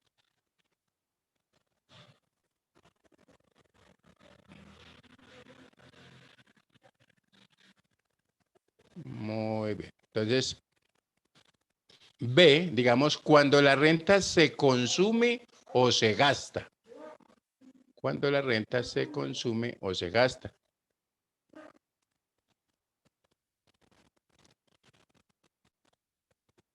Y cuando la renta se consume o se gasta, ¿cierto? Decimos 2 puntos. Se presenta el impuesto al valor agregado, ¿cierto? Entre paréntesis IVA, si quieres, ¿cierto? Se presenta el impuesto al valor agregado. Entre paréntesis IVA.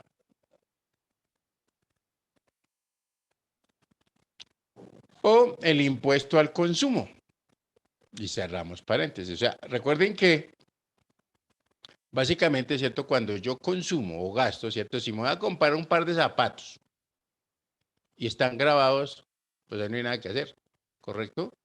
Básicamente yo tengo que pagar ese impuesto y yo no lo puedo esquivar, ¿cierto? Sea Lida que se gana 5 millones de pesos o este negrito que se gana 1 y nos gusta el mismo par de zapatos, ¿sí o no? O unos zapatos similares, más bien porque si no, ¿qué tal con tacón ahí? Queda uno como feo, pero bueno, ¿cierto? Entonces, ¿qué pasa?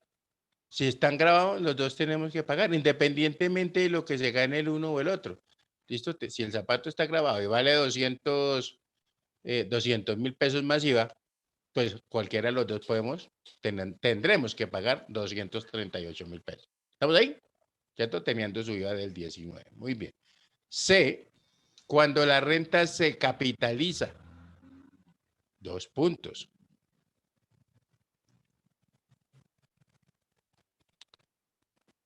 Convirtiéndose en los bienes del contribuyente.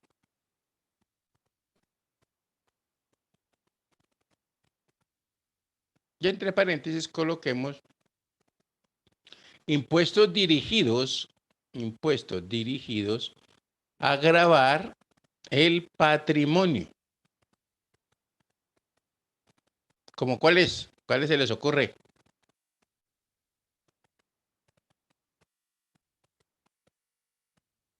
Impuestos dirigidos a gravar el patrimonio. Por ejemplo, entonces póngale si quiere ahí coma el impuesto predial, coma el impuesto de vehículos, ¿correcto? Si yo tengo vehículo, pues tendré que pagar, ¿cierto?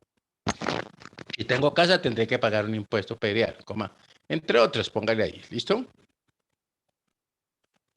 Muy bueno. Y D, cuando la renta se transacciona. Cuando la renta se transacciona.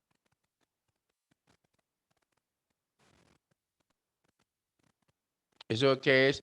Dos puntos, coloquémosle ahí, transmisión de la propiedad de los bienes. Y entre paréntesis podemos colocar impuesto de registro. Cerramos paréntesis, coma.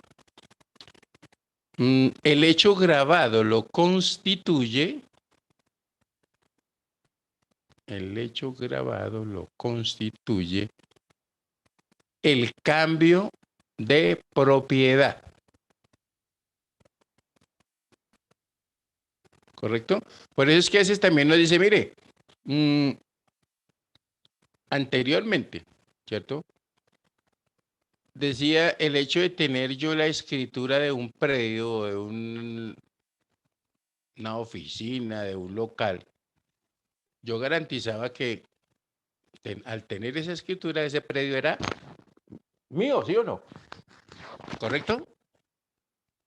Y a muchos los tumbaron por muchas personas las tumbaron por eso, ¿cierto? Porque pues igual yo puedo tener una escritura y puede ser que me la haya encontrado, ¿no? ¿Ustedes qué opinan?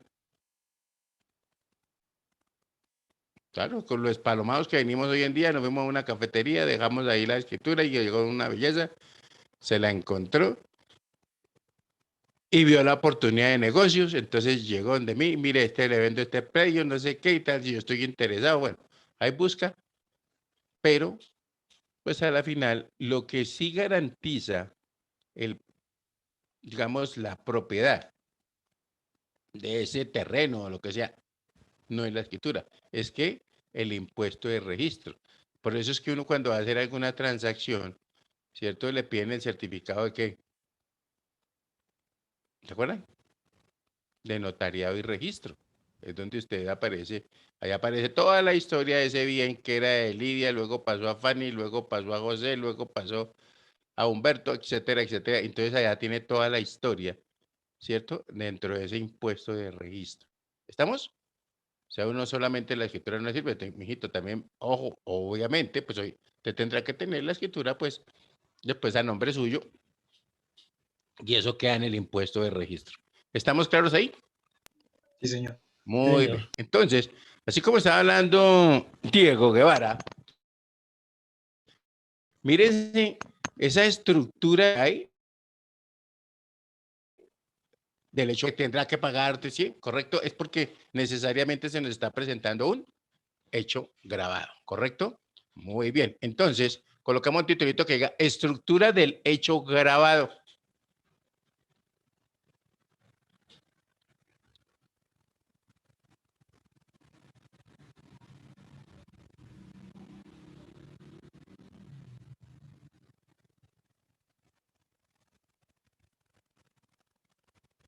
Entonces, cuando yo estoy hablando de ese hecho grabado, puedo decir que hay de estructura.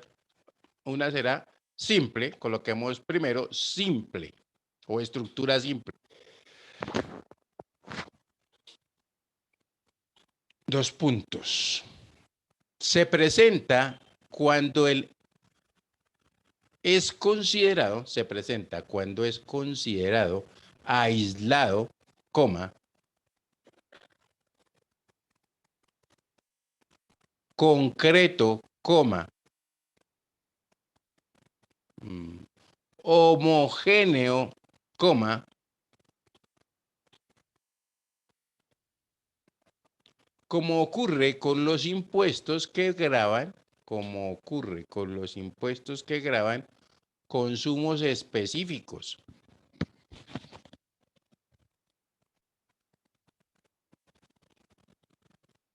¿De qué consumo específico puedo hablar?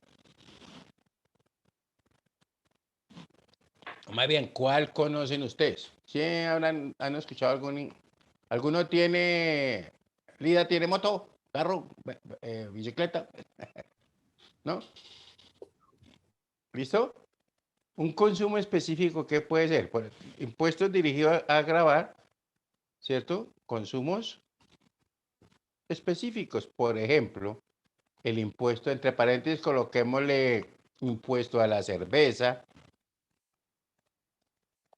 coma, el impuesto a la gasolina, coma, impuesto a la CPM, coma, entre otros, o etcétera, póngale como lo quiera colocar ahí. ¿Estamos?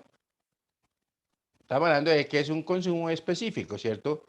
Es el impuesto a la cerveza, es a la cerveza y no es a la gasolina, ni es el predial, ¿correcto? ¿Estamos ahí?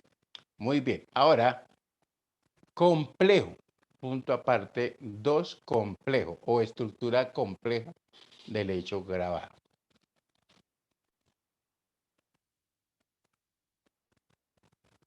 Decimos que tiene un carácter heterogéneo. Tiene un carácter heterogéneo, coma.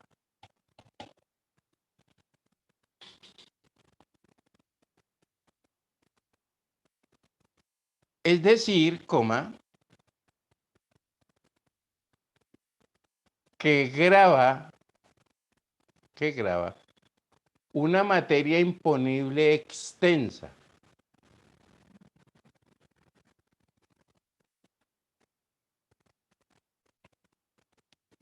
O a varios conceptos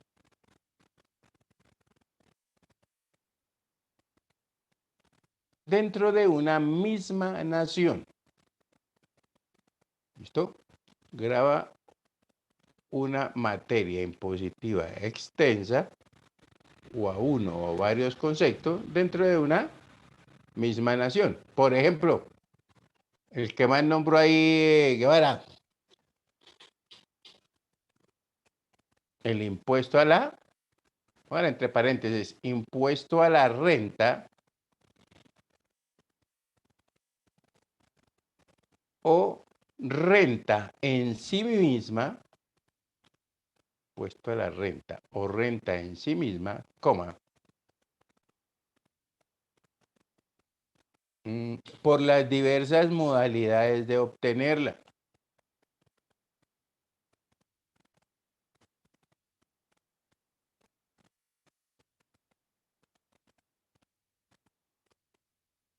¿Listo? Entonces recuerden, simple, no hay ningún problema, usted sabe que es un consumo específico. Complejo, cuando hablo de complejo, recuerde que, por ejemplo, mis ingresos los obtengo de prestación de servicios o de laboral. Son ingresos laborales, yo tengo un contrato de trabajo con una empresa. ¿Listo? Pero también puedo tener un ingreso porque presto servicios. ¿Sí o no? Entonces ya tengo por ingreso laboral e ingreso por prestación de servicios. Además, si tengo una casa, puedo también obtener ingresos por arriendo. ¿Correcto? ¿Qué otra cosa? Puedo tener también ingresos porque de pronto soy accionista o soy socio de una empresa.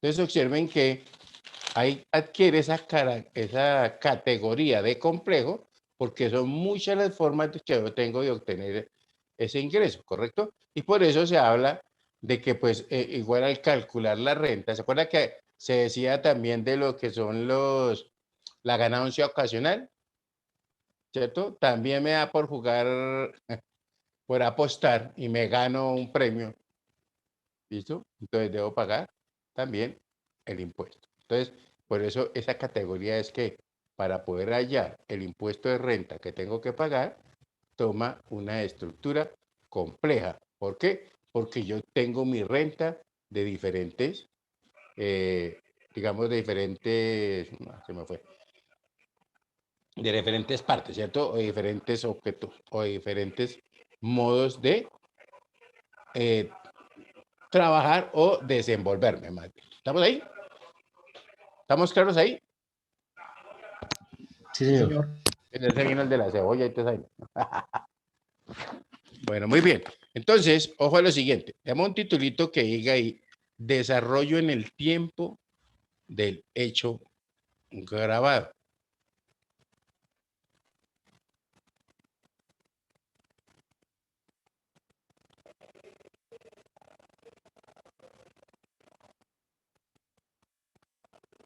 ¿Listo? Entonces, si nosotros observamos, recuerden que estábamos hablando precisamente, ¿cierto? De,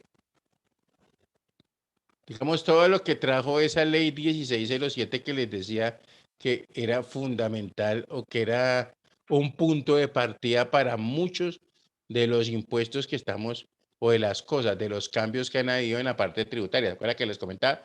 El origen de una cantidad de normas que fue la 1612, ¿cierto? Perdón, la 1607, luego llegó la 1739 y todo han sido que tratando de acomodar pues, de pronto errores que se tuvieron en la anterior. Entonces, porque cuando salió la 1607 se dijo que era el cambio estructural que iba a haber en los impuestos. Y se supone que esa ley, ¿cierto? Tocó la parte procedimental también. Entonces, al tocar la parte procedimental, ahí sí hay que leer mucho, ¿no? Así, básicamente no es que sea demasiado complicado esto, pero sí hay que leer, ¿correcto? Digamos, una de las cosas que le toca o que nos toca hacer a los contadores es estar leyendo, leyendo, y sin embargo a veces a uno se le pasan cosas, ¿cierto? Por estar en un cirilí o en otro, entonces se le, se le pasan, y si se le pasan, pues uno generalmente tiene que, ¿qué? Pues pagar las sanciones o pagar los intereses en caso de que no haya cumplido a tiempo. ¿Listo? ¿Estamos ahí? ¿Cómo vamos hasta ahí? ¿Sí estamos siendo claros? ¿Sí les pareció importante esa conferencia para lo que es la parte del hecho grabado? ¿Se enredaron más, se enredaron menos? ¿O qué? Cuenten a ver. ¿Sí? ¿Estamos bien? Sí, profe, es Sí. cuestión de también poder uno ahondar en el tema y poderlo entender un poco más fácil.